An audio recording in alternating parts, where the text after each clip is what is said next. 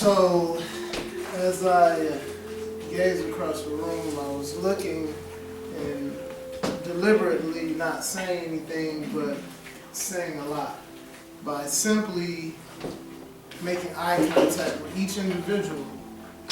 And my reason why I did that was because I wanted to deliberately see the pain. I wanted to see what particular needs each individual in this room has. Because as many of you may have heard or may know, hurt people hurt people. So it's important for us as individuals in each other's lives and while we're here in this room today to see how we can be of assistance, but more importantly, how we can heal ourselves so that we can no longer hurt other individuals. When I look and I made eye contact, one thing that came to me in particular was the need for compassion. This world that we live in, as many of us have experienced, is pretty cold, and one of the things that we all tend to need more of is compassion and the opportunity to make errors, but for individuals to understand how we made the error and why we made the error, and oftentimes because we're hurting. And so I come to you today to really just give you a few keys as to manifest your own healing. Because as Ebony expressed, I am a healer, but it is my personal belief that you, each and every one of you, are healers as well. And so in order to be able to provide that healing, you must be able to first be healed. And healing is something that starts within your mind. And I personally have went through my fair share, but where I began was by first eliminating my own personal fears. It's to my belief that we have to learn to work with the fears that we've been given since childhood. And we've been told not to do this and not to do that, and it's fed upon our souls, and it's really kept us almost paralyzed. And we haven't been able to move into a place to where we start to begin to manifest the things that we've been told we can't do. And so when we begin to work with the fears, and not only simply eliminating them, but admitting to ourselves, what do we fear? And why do we fear? And why and how can we begin to take that fear to drive us to the place that we want to be in life? To where we can speak things, we can see things, and we can manifest the things that lie within. So as we come to a place to where we have done the first step of eliminating the fear, we oftentimes find ourselves having an eye-opening experience. As many will say, we awaken from our place of a sort of death, and where that hurt has really just taken over us and kept us from moving forward in the destiny that we all have for ourselves. And when we have this awakening, oftentimes from experiences that drive us to a place where we no longer need, and the things, as Ebony expressed, serve us no good, we can open our eyes and we can start to see with our spiritual eye exactly who we are and where we can go in life.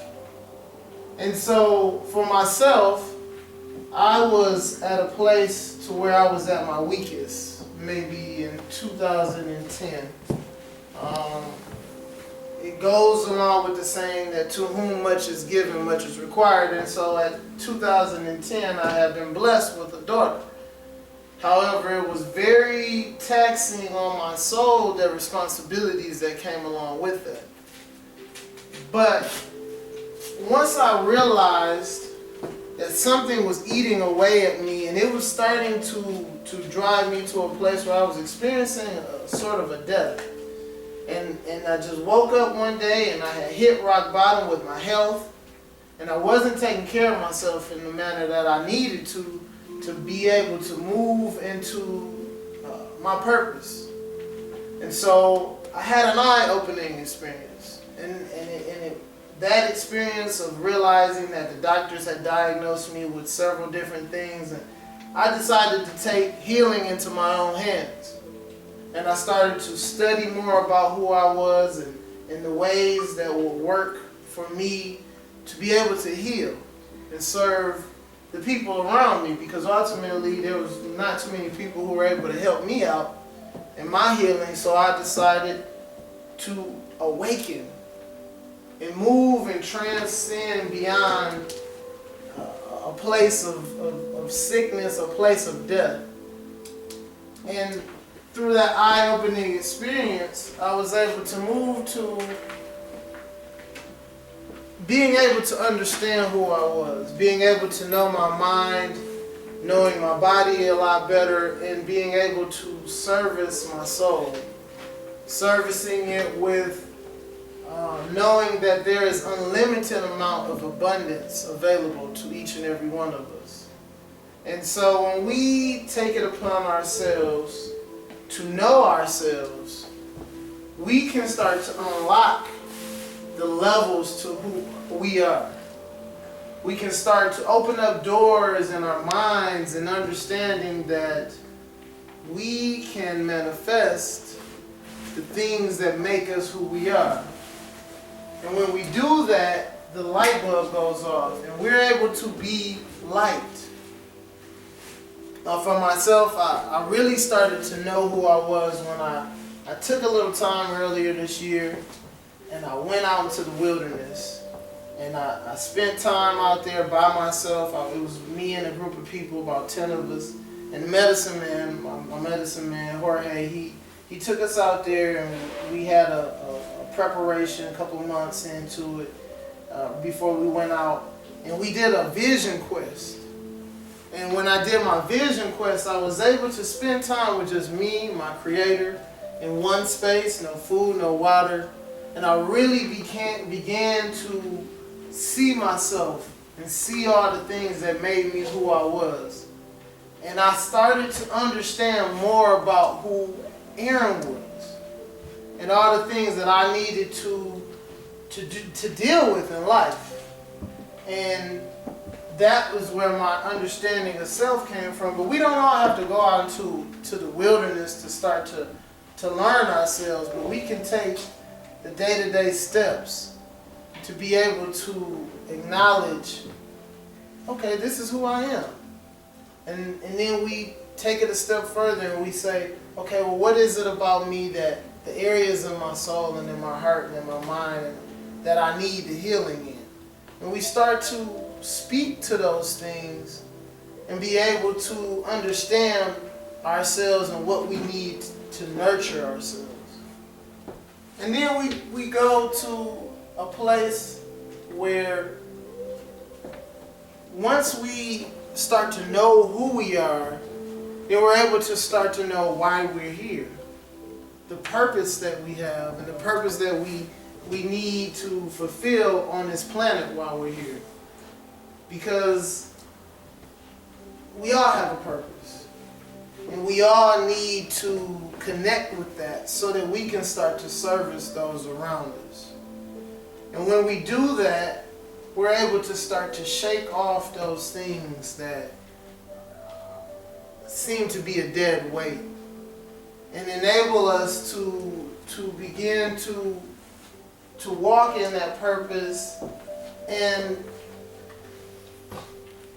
do things that start to benefit us. One of the things that I did was I created myself an altar. And with this altar, I was able to give myself the time alone with myself to build upon the things that I learned, start to connecting with my purpose, with that silent moment where we can silence our mind and we can elevate to a new place where we can find out the past, the present, and the future and how they all connect. And we can live in the now, and we can start to be able to challenge ourselves in ways that we've never known. Some of the things that are important to have with your altar is daily reminders, these vision boards that you make. You find a particular space in your home that you would like to go to and daily meditate, and you put your vision board there, you put pictures there, you put daily reminders there to help you to elevate and rise to your purpose, who you are, and being able to take the next step of being on your path. Every day you come across things, daily reminders. I look at animals and they tell me, they send messages to me. Signs all around you, words, things that you synchronize with. And those things are the Creator's way of telling you you are where you need to be. And once you start to realize that, it'll come real subtle. You'll see it in so many different ways, so many different things, just leading you every step along your path. And you know, after it happens so many times, that it's all in divine order. And that it's all leading you to being a healthier individual and being more centered and grounded and able to do what we all need to do, which is make a sacrifice to each other, for each other. We're not put here simply for ourselves, but we're put here specifically to share ourselves with those around us. And share the light that you find within on your path. And you will find individuals coming across your path that lead you to a higher place. You'll find your circle expanding, not necessarily with all the things that you love, but the things that sometimes you do not like. You're there for a particular reason, for a particular lesson on your path, but it's all a part of your specific purpose. It all leads you to the universal connection that we all have with one another. And so once you take that final step, then you start to also see that there are parts of you that you don't like.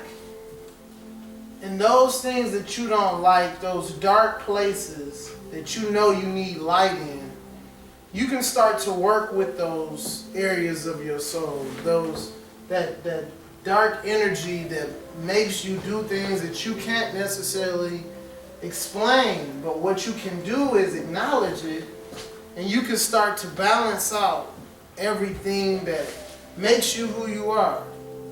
And with that balance, it was a coined phrase by a philosopher named Carl Jung, Jung, and it's called shadow work. And shadow work is being able to understand that our existence is made up of both good energy and bad energy. But it's important for us to be able to balance out the two and find out that with the light that you have, there's darkness that follows. Or dark places that you shine light on, and that light has a shadow that follows behind it. But you yet and still find a way to not allow your highs to get too lows and your lows to exceed beyond your highs. You'd find a way to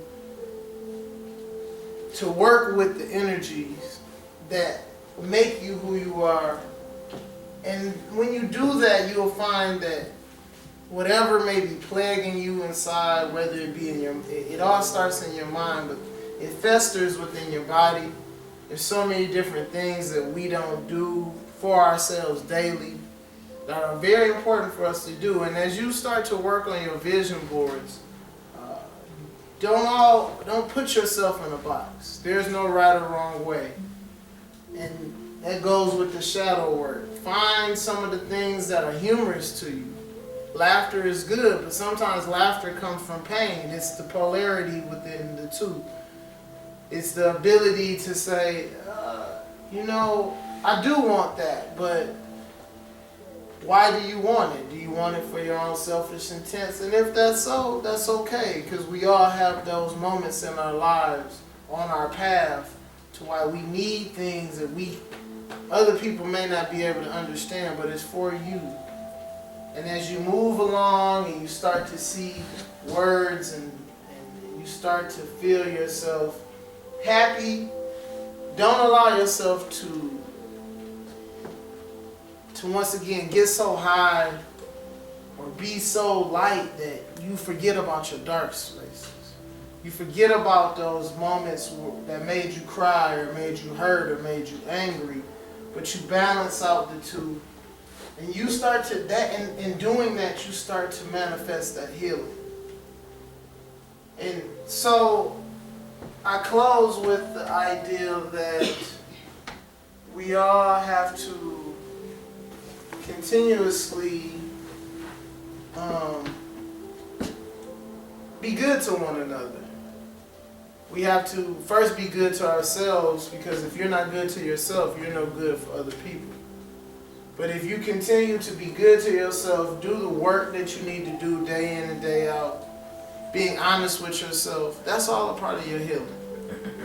The healing that I seek to provide each and every individual that comes across my journey, I hope that they take away from it and they're able to give it to somebody else and shine light and spark a fire that just ignites all over this globe. And we all have a specific reason why we're here. And it's a wonderful thing that Sister Ebony has taken it upon herself to walk in her path and manifest these things like vision board events, that we can all come in like-mindedness and put things down on canvas that make us bigger than who we are. This is a big step for you. And so I just encourage you all to continue to walk in your path. Continue to build upon the things that you know can benefit you and provide the healing that you need. So I hope that I've helped you in some way or another. If you have any questions, I'm here. As Ebony may or may not have told you, I have brought some cards to help you along your path, give some insight. By all means, you can come see me. And, I operate under love, so offerings are always appreciated. But I don't do it for the coin, or for the gems, or for the diamond. I do it for the love. And that's really my karma behind it, is I'm seeking to expand my heart. And that's why my name is LightHeart, because I just want my heart to be lighter. And I want to be able to ignite light within each heart that I come across on my path. So once again, if you have any questions, feel free to give me a holler. But other than that, thank you for this opportunity, and hope that it has helped you to go within to start your journey. Thank you. Anybody have any questions? Any questions? Okay, we're going to go ahead and get started creating then now.